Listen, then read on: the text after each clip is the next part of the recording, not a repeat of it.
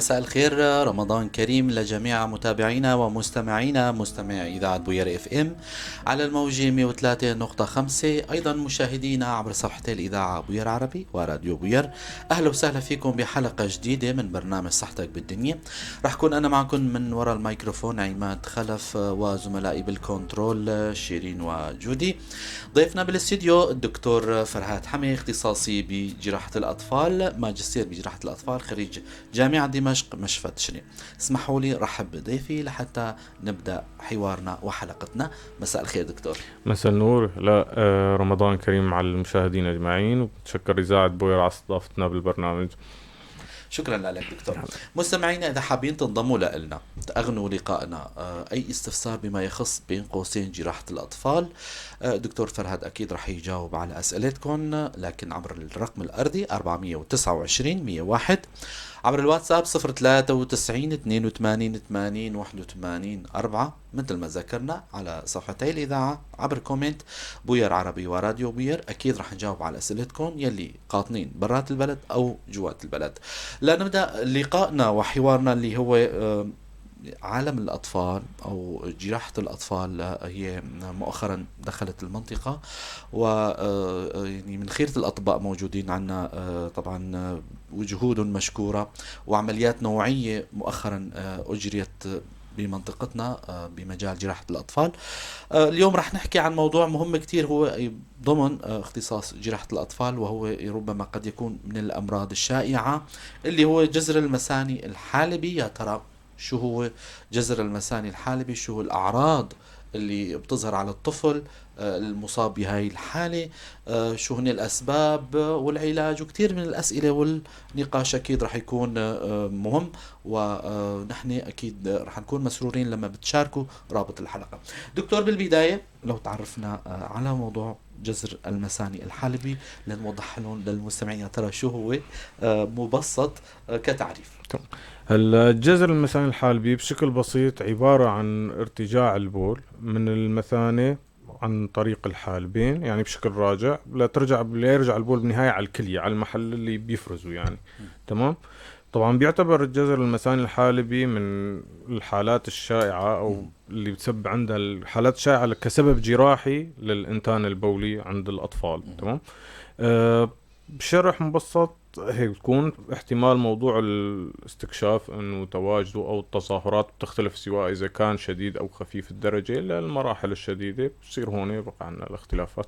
تماما دكتور، لكن هو من المفروض يعني أنا بعتذر منك إنه من المفروض بداية لو نحكي عن موضوع الانتانات البولية اللي هي عند الأطفال، وطبعا معروف إنه الأطفال أغلبيتهم يعني بيكون عندهم مشاكل بالبول أو يعني انتانات بولية. يا ترى لمحة وما هي الأسباب الجراحية؟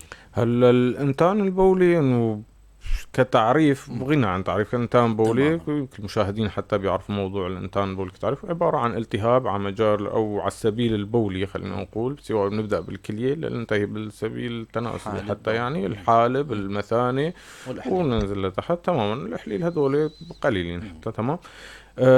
موضوع الانتانات البولية هي من شائعة كمان نفسها موضوع الجزر المثاني الحالبي اللي هو أحد الأسباب. أما الانتان البولي سواء سبب داخلي أو كسبب جراحي، فنحكي إنه التهاب حويضة أو كلية، تمام، أو التهاب مثاني، هي كمان شائعة جدا عند الأطفال. تصيب الإناث أكثر من الذكور بشكل عام. الإنتانات البولية كسبب في عنا قصر الإحليل عند الإناث مؤهب أكثر لحدوث الإنتانات البولية عندن. الأعراض طبعا إذا بدنا نحكي شوي عن الأعراض بتختلف ما بين الطفل إذا كان واعي أو رضيع، يعني ما كان واعي. بالنسبة للرضيع هي النقطة الأهم عندنا. مثلا الرضيع بيكون في عندي مثال بسيط إنه عدم تقبل الإرضاع. تمام. إذا صار عندي عدم تقبل الإرضاع بصير في عندي فشل في النمو، أو يعني بيكسب وزن الطفل. الطفل بيضل متهيج مثلا.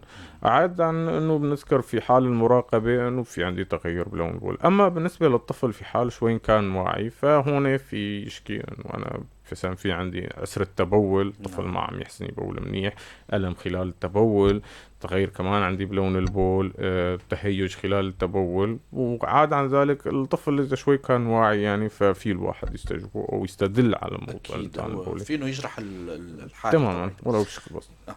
تمام دكتور. لا مدخل موضوعنا اللي هو كان جذر المسائل الحالي، طبعا الانتانات البولية هي مثل ما ذكرنا هو تالي لهالموضوع هذا. تمام. الأسباب اللي تؤدي أو قبل ما نروح على الموضوع الأسباب، الأعراض، يعني هلا الأهالي الآباء والأمهات اللي عندهم حالة غريبة، يعني طفلهم سلوكه غير طبيعي أثناء التبول مثل ما ذكرتم، لو نحكي عن الأعراض يلي بتأشر، المؤشرات اللي بتأدي إنه يشكوا الأهل حتى يراجعوا الطبيب. هلا بشكل عام الانتان البولي هو استدعاء لانه بمراجعة الطبيب، لانه الاول شيء الانتان البولي ما بيتشخص فورا. ايه صحيح لما بيكون في عندي عسرة تبول او الاعراض اللي حكينا عنها سابقا سواء عند رضيع او عند طفل، فراح يكون بدي فحوصات مخبرية ولو شيء بسيط او فحص من قبل طبيب للواحد يستدل على موضوع الانتان البولي. الانتان البولي وقت اذا بدنا نتوجه انه لاسباب جراحيه او بدنا نركز على موضوع الاسباب الداخليه، هون بصير في عندي المفارقات. يعني بصير في عندي بدي فوت بموضوع الوسائل التشخيصيه سواء كانت مخبريه او شعاعيه او سريريه، تمام، بدي فوت فين لاعرف انه اذا هذا الشيء جراحي او الموضوع هو عباره عن موضوع داخلي. فاي انتان بولي حتما يعني ما نو استطباب، خاصه الانتانات البوليه المتكرره.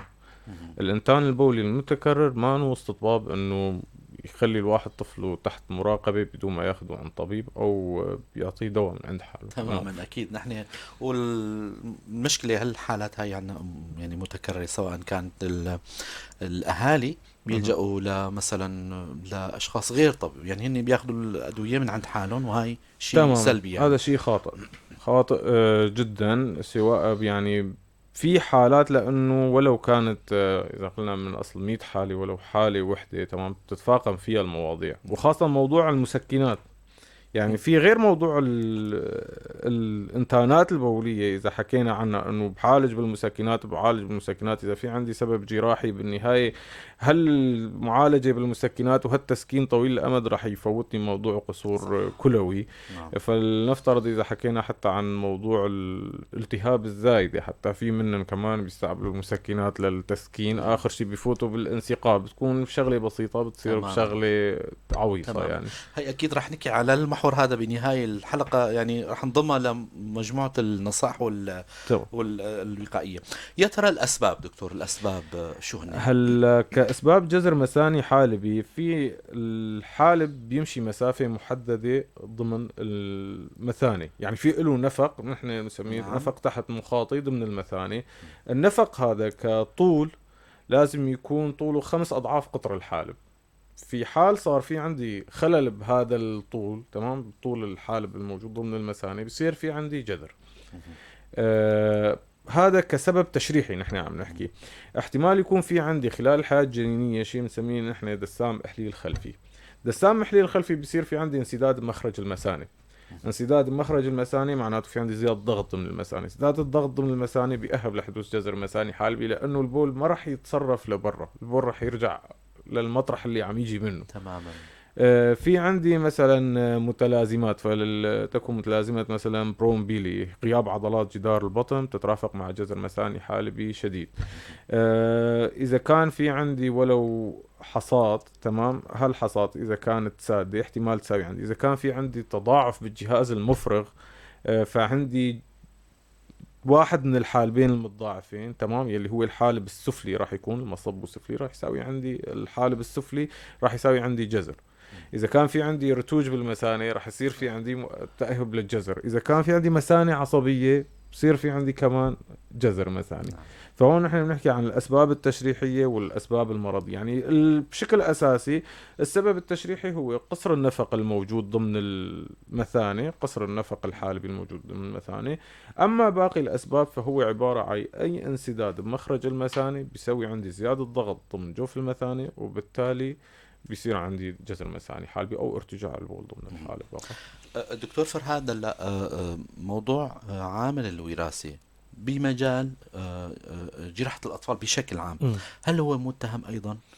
هلا في حالات عنا مثلا تشوهات الخلقية، ايه مثلا اذا حكينا عن انشقاق شراع الحنك، تمام، بيستفسر فرضا كحالة من الحالات انه بتصدف به بعائلات انه شيء وراثي بيكون. نعم. موضوع الجذر المثاني الحالبي لما بيكون في عندي انتان بولي مثلا متكرر، الواحد بيسأل انه مثلا الدور العائلي خلينا نقول هم او الوراثي فبيكون بيلعب دور فيه، بس حتى هلا انه هالمواضيع هاي كلها عم تتم دراستها، الموضوع الجيني او الوراثي للجذر المثاني الحالبي، انه اذا له علاقه بالوراثه كالناحيه التشريحيه مثلا اذا حكينا، او اذا عم تتم دراستها حاليا، انه ايه دائما في عندي عوامل بيئيه، عوامل عائليه، عوامل وراثيه، بس انه شو النسبه ما في. تختلف. يعني في عائلات يمكن ما يكون فيها جذر مثاني حالبي، بتلاقي انه والله صدفوا في عندنا. في عائلات مثلا بيكون في عندي تشوه بولي تاني، بتصدف انه في طفل تاني بيكون عنده جذر مثاني حالبي، فما بالضرورة يعني هالترابط الشديد.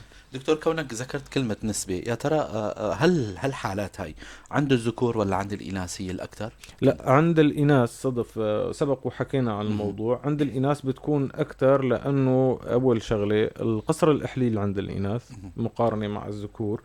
الشغلة الثانية في عندي قرب الفوهة البولية من الفوهة الشرجية. نعم. فهون عند احتمال حدوث الإنتان، ليس الجزر طبعا، نعم. احتمال حدوث الإنتان بالطريق الصاعد أكثر يعني. أكثر. تمام. وأكثر العصيات يعني أكثر الأسباب أو الجراثيم المسببة للإنتانات البولية نعم. هي الإيكولاي، إشريشيا كولي، يعني اللي بتجي معظمها أغلبها من الطريق الهضمي يعني. نعم، أكيد القريب الجار له. تماما. دكتور، كأطباء جراحة أطفال، شو هي الإجراءات التشخيصية والاستقصاءات اللي عم تستعملوها أو يعني مطلوبة منكم لحتى توصلوا لتشخيص هذا الحالة؟ هلا بشكل عام يعني بتقول أي مرض في عندي كذا أنماط للاستقصاءات. بنبلش موضوع المخبرية، ننتقل للموضوع الشعاعي، تمام. هاد المخبر، وفي عنا السريري، تمام، فما رح ننسى الموضوع السريري. الفحص السريري سبق وحكينا عن الأعراض وعن الملامسات إذا في عندي مثلا انتانات بولية متكررة. بالنسبة للفحص الشعاعي نحن هون عم نجي في عندي نبتدأ من الصورة البسيطة ولا الإيكو ولا الممضان. بالنسبة لموضوع الجذر المثاني الحالبي، فينا نبلش بالقصة من موضوع قبل الولادة من الناحية الجنينية. لما بالناحية الجنينية في عندي ايكول انتينيتال يعني قبل الولادة، بيكشف في عندي توسع بالأجواف المفرغة، يعني في بالحالبين في عندي توسع مثلا بالحالبين. في مثلا عندي تقييم موضوع إذا كان فرضا درجة عالية، في عندي استسقاء شديد بالحويضة حتى، فهون حتى الكليتين في احتمال للتقييم لألن في إلى درجات. تمام. طبعا هاي قبل الولادة راح يكون في شك، احتمال يكون في عندي تضاعف حالب، احتمال يكون عندي جذر مثاني الحالبي، راح تبين الكلية. الحوالب بشكل كأساس ما راح يبينوا. إذا في عندي ضخامة مثلا بالحويضة، فهون احتمال يكون مثلا عندي ضيق وصل حويضي حالبي، احتمال يكون جذر مثاني حالبي مسوي عندي توسع هائل بالأجواف المفرغة إذا بينت بالإيكو الولادي. بينما بالنسبة لموضوع الكلية بحد ذاتها هي الأساس، وهي الموضوع قبل الولادة الإيكو كله بيرتكز عليها. نعم. يعني فهون كمان في إلي درجات. مثلا الدرجة الأولى بتقييم الكلية قبل الولادة مثلا بيكون في عندي توسع بسيط بالحويضة. الثانية بيكون في عندي توسع بالحويضة بس ما في عندي توسع بالكويسات. بنوصل على الدرجة الثالثة مثلا بيكون في عندي توسع بالكويسات دون أي خلل بقشر الكلية أو تمايز القشر اللبي. بنوصل على الدرجة الرابعة، هاي قبل الولادة عم نحكي، بيصير في عندي خلل بالتمايز القشر اللبي، فهون احتمال كتير كبير موضوع الدخول بقصور كلوي حتى قبل الولادة. تمام. إلا كل شيء يعني إلا أسبابه. فأنا عندي صار شك هون، فتنا مرحلة قبل الولادة خلصنا منها. طبعا في أقطار كمان للحويضات، سواء إذا بدها تتقيم مثلا أقل من 33 أسبوع حملي، كانت الحويضة مثلا قطرها أكبر من 4 ملم، هالشي بيستدعي المتابعة. أكبر من 33 أسبوع حملي القطر أكبر من 7 ملم صار بيستدعي متابعة. فهالشغلات لازم تتاخد بالحسبان. صار بموضوع بعد الولادة، سويت مثلا بدي ساوي ايكو بعد الولادة. هلا بعد الولادة بشكل مباشر ما بيتساوى ايكو لنضج البناء بشكل افضل، تمام. فبنستنى النطر من عمر اليومين لل5 ايام، تمام. خلال هالفترة هاي بعد الولادة بتساوى الايكو الثاني. بنشوف موضوع التوسع، ووقتها بقى الموضوع راح يكون انه الواحد بده ينفي ضيق الوصل الحويضي الحالبي، لأنه إذا أنا عندي ضيق الوصل الحويضي الحالبي الموضوع وكان شديد وعم يأثر على الوظيفة الكلوية، صار في عندي استطباب لإجراء فغر للحويضة أو فغر كلية. تمام. فبصير في عندي تفميم للكلية، هون بنحطها على جنب لمرحلة لاحقة للتصحيح. أما إذا كان الموضوع هو عبارة عن موضوع جذر مثاني حالبي، هالشي فينا نتأكد منه طبعا بإجراء صورة ظليلة في حال كان في عندي توسع شديد والأعراض شديدة. في عندي صورة ظليلة سفلية بساوية، بتأكد من الموضوع عندي جذر مثاني حالبي. الجذر المثاني الحالبي صار هون عندي بيختلف الإجراء إذا بدي كمل فيه، يعني صار إنه والله ما استطباب جراحي، بحط عصادات وقائية وتم براقب. بالنسبة للاستقصاء الثاني عندي الومضان هو الأساس. تمام. إذا كان في عندي جذر شديد الومضان بصير في استطباب، خاصة الماجوتري، مشان نقيم البرانشيم الكلوي أو الوظيفة الكلوية، بدها تتقيم إنه هل الكلية وظيفية ولا ما وظيفية. كاستقصاءات شعاعية ومخبرية هاي المطلوبة أغلبا. في بروتوكولات لكل وحدة منا طبعا، حسب موضوع بيجي مثل ما حكينا انه قبل الولادة شو بلاقي، بعد الولادة شو بلاقي، من يومين لل5 ايام شو بلاقي، المتابعة شو بلاقي. يعني كل شيء، كل شغلة وإلها مفترق طرق. يعني بدك تدرس كل مرحلة. التوسع الخفيف إلها متابعة، التوسع فوق الخفيف بشوي فينا نتابع مع صادات وقائية فرضا. صرنا بالتوسعات الشديدة مع الانتانات المتكررة مثلا، صرنا بموضوع عم نفوت بالجراحة شوي شوي هيك، وهكذا. تماما. رح بذكر مستمعينا يلي عم يسمعونا، انتم عم تسمعوا برنامج صحتك بالدنيا. ضيفنا بالاستوديو الدكتور فرهاد حمي، اختصاصي بجراحة الأطفال، ماجستير جراحة الأطفال، خريج جامعة دمشق ومشفى تشرين. اللي حابب ينضم لنا فيكم تتصلوا معنا بالرقم الأرضي 429 101.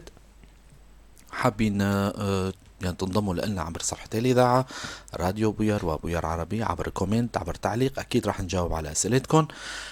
طبعا شوي شوي عم نفوت بصميم الموضوع، وهلأ وصلنا لزبدة الحلقة يلي هو العلاج. يا ترى باعتبار اختصاصكم هو جراحة أطفال، يا ترى بيستدعي أحيانا أنه تعالجوا طفل بدواء قبل ما تلجأوا للجراحي؟ لنفوت بهالموضوع هذا. هلا بالنسبة لموضوع العلاج، يعني مثل ما قلت كله تابع لبعضه. تمام.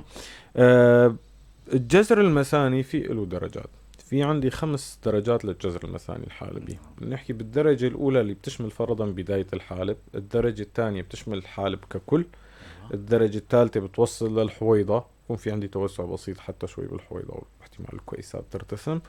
الدرجة الثالثة بصير في عندي توسع بالحالب، يعني صار عندي حالب عرطل مع واصلة للحويضة توصل للكويسات حتى. الدرجة الخامسة هي الحالب العرطل المتعرج، بصير في عندي تعرجات حتى موجودة بالحالب. كل حالة الواحد بيتبع فيها علاج لها. بالنسبة لموضوع العلاج الدوائي أو مثل ما بنسميه احنا ككونزرفاتيف، يعني علاج محافظ، فينا نتبع موضوع العلاج المحافظ حتى عمر ال5 سنين، بس بحالات. يعني أنا مثلا إذا في عندي جذر مثاني درجة أولى وثانية، فأنا عندي الجذر هون الاحتمال غالب ما راح يوصل لجوا الكلية. إذا ما سوى عندي أي أعراض ممكن ما اضطر لموضوع الصادات الوقائية، فيني تابعه.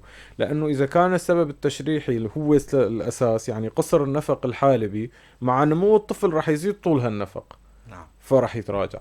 تماما. تمام. في عندي الموضوع مثلا حتى الدرجة الثالثة يلي هو في عليه شوية خلاف هون. الدرجة الثالثة اللي بتستجيب على الصادات الوقائية، انت عالجت وكملت صادات وقائية، احتمال تكمل من الصادات الوقائية لعمر السنتين، ما في مشكلة. انت عم تستعمل وقائي من الصادات الوقائية مثلا اللي بتم استعمالها النتروفورانتوين، الاموكسيكلاف، التريمتوبريم، فينا نستعمل هدول كلهم لعمر السنتين احتمال الاستعمال. اذا كان مستجيب ما في عندي اي شيء، فيني اكمل مراقبة لعمر ال5 سنين ما زال ما عم يصير عندي مشاكل. إذا صار في عندي إنتان بولي متكرر خلال مراقبة السنة، خلينا نقول مثلا أكثر من مرتين أو أكثر من مرتين ل3 مرات، تمام، عالجت رد تكرر الموضوع، صار هون في استطباب للتداخل التصحيح الجراحي. بالنسبة لموضوع الجذر المثاني الحالبي الدرجة الرابعة والخامسة فهن استطباب تداخل جراحي قطعي. إلا عند حديث الولادة خلينا نقول في عليه هون خلافات شوي. حديث الولادة بيختلف وضعه. حديث الولادة إذا عالجت بالصادات تراجع الموضوع الإنتان البولي، فينا نتم نراقب عمر 3-6 شهور.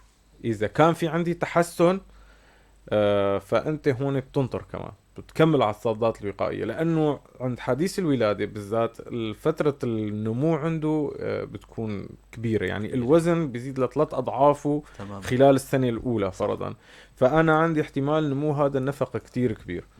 فإذا كان السبب تشريحي مثل ما حكينا بالمرة الأولى تمام، عن النمو احتمال كتير كبير يتراجع. يعني عمر إذا كان فرضا عنده درجة رابعة وقت ما جاء 2-5 أيام على المتابعة، بعد 4-8 أسابيع فرضا عم نساوي إيكو وسوينا مثلا تصوير الطريق البولي بالطريق الراجع. طبعا هي من التشاخيص اللي ما حكينا عنها، وسيلة تشخيصية مهمة ما حكينا عنها كتصوير طريق بولي بطريق راجع، حقن مادة ظليلة عن طريق الإحليل للمثاني ليرتسموا عندي الحالبين. إذا ارتسم الحالبين معناته أنا في عندي جذر. تمام. فبعد 4-8 أسابيع إذا كان الإيكو منيح، ما عم تتكرر الإنتانات البولية، ما في عندي أي تغيرات صدوية بالبرانشيم الكلوي، فيني ساوي في سي يو جي. فوقت أنا ما بساوي في سي يو جي إذا كان الجذر متراجع، يعني نحن عم نحكي تقريبا شهرين، إذا كان الدرجة فرضا رابعة صارت ثالثة تم براقب ل6 شهور. بس إذا صار في عندي أي تغيرات بالنسيج الكلوي بالبرانشيم الكلوي فهون صار استطباب، احتمال ساوي ومضان، بعد الومضان اتصرف تصرف تاني اللي هو احتمال يكون تداخل الجراحي. بالنسبة كوسائل كالعلاج الجراحي، حتى العلاج الجراحي في له صار في عنا موضوع المعالجة عن طريق التنظير بدون اضطرار لفتح، يعني نقول طبعا نحكي عن التنظير البولي من داخل المثانة، حقن مواد مالئة عند فوهتين الحالب بس لا تضيق شوي بيخف الجزر، مثلا هالمواد مثل الديفلوكس فرضا. طبعا هون في عندي الدرجة الثالثة نتائجها بتكون منيحة، 80% بيستجيبوا وما بيحتاجوا للمعالجة مرة تانية. الدرجة الرابعة أو الخامسة الفائدة كتير بتكون قليلة، فالجراحة بالفتح أو حتى في منهم بيتداخلوا كتنظير بتصير خلاص هي الأساس للتصحيح الجراحي، ما بيكون منه مفر. يعني في حال عدم التصحيح أنا بفوت بقى بحلقة الإنتانات البولية المتكررة. إذا تفاقم الإنتان ما عاد استجاب للصادات، الطفل بالنهاية بده يطور مناعة الصاد اللي عم ياخذ مرة 2-3-4، صار عندي مناعة على الصادات، ضعف للعلاج، بالنهاية بفوت بحلقة مفرغة قصور كلوي، وبصير على بقى الغسيل الكلوي، ونهايته بتكون عزلة للأسف. تمام دكتور، بموضوع قبل ما يعني نتطرق لآخر الفقرة، هلا الجذر المثاني الحالبي بيصيب طرف واحد أو طرفين مثلا؟ هلا في احتمال يصيب طرف واحد واحتمال يصيب طرفين. تمام. في حالات واردة يعني. طبعا ايه يعني احتمال يكون في عنده جذر مثاني ثنائي جانب، احتمال يكون احادي الجانب. تماما. هلا بالحالات الاحادية هي بتكون الغالبة. تمام. احتمال مثلا الحديث الولادة يخلق في عنده جذر مثاني ثنائي جانب، مع المتابعة بتلاقي ضل عنده جذر بجهة وتراجع الجذر بالجهة الثانية. فهون صار انه خلاص بدك تدبر الجذر بالجهة الثانية. تمام. عادي جدا. رح نختم لقائنا الجميل مع الدكتور فرهاد حمي بمجموعة من النصائح للأهالي للآباء والأمهات.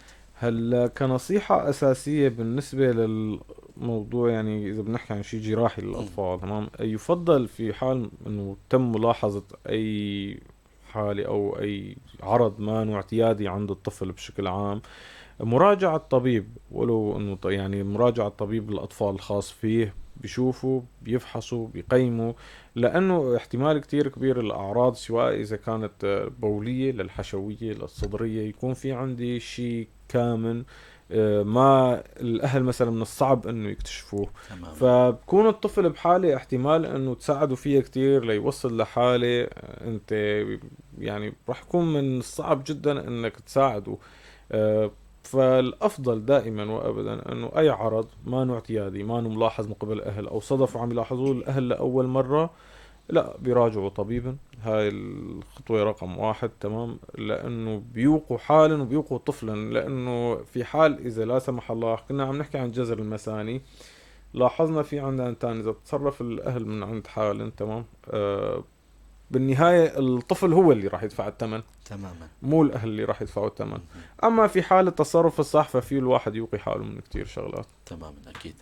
ألف شكر لكم دكتور فرهاد حميد، مشكور اختصاصي لك. بجراحة الأطفال، ماجستير بجراحة الأطفال، خريج جامعة دمشق مشفى تشرين، على هالمعلومات القيمة وللقاء الجميل. يعطيك العافية. مشكورة إذاعة بوير على الاستضافة مرة ثانية. ألف شكر لكم. بشكر زملائي شيرين مسور وجودي تشولي على الكنترول والبث المباشر. كنت أنا معكم عماد خلف من وراء الميكروفون، على أمل نلقاكم بالأسبوع القادم ضيف جديد وحلقة جديدة. رمضان كريم وتضلوا بخير وسلامة.